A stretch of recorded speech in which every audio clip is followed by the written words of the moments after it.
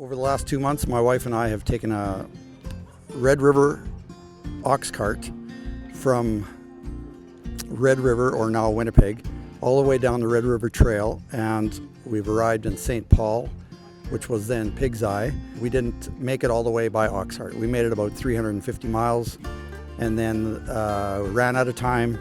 The last part of it's been by trailer. Well, when we first heard from Terry, and this was over a year ago, that he was going to take an ox cart, drive it from Canada down to St. Paul, I said, well, we have to be a part of that. No one's tried this in quite a long time and is unlikely to do it again. And so we wanted to see what it was like, get the history captured, have that conversation. The favorite part of my journey, I think, was seeing all the kind people and people coming out and doing amazing things just by sheer goodness. And, you know, somebody driving by and saying, do we need oats for our ox?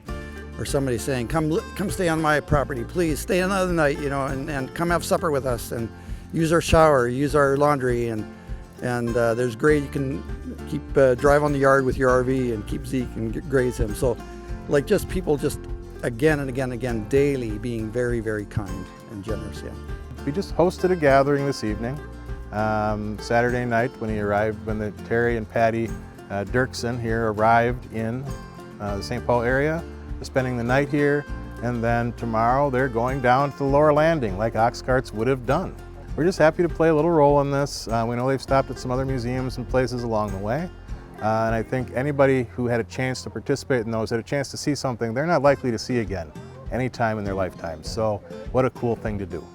Yeah, he's a 2-year-old, and sometimes he was in his terrible twos in terms of trying to push boundaries and trying to get away with stuff, and some very human reactions almost. Like sometimes I would go to discipline him for whatever he's doing, and he'd just turn his head away and wouldn't make eye contact because he figured if he couldn't make eye contact with me, then I couldn't do anything. So, but yeah, I grew to like love Zeke a lot, and we have a pretty tight relationship.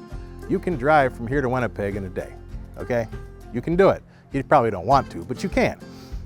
It was a multi-month trip that you were not guaranteed to make without broken bones or anything else happening to you.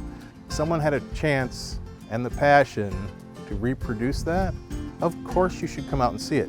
You don't get opportunities like this. And believe me, you watch all the video you want, you stand next to Zeke, the ox, that's a different experience than you're ever gonna have on a video screen. We've done so many things that were like real, like things that they would have experienced on the trail. So we tried to make a point of doing that.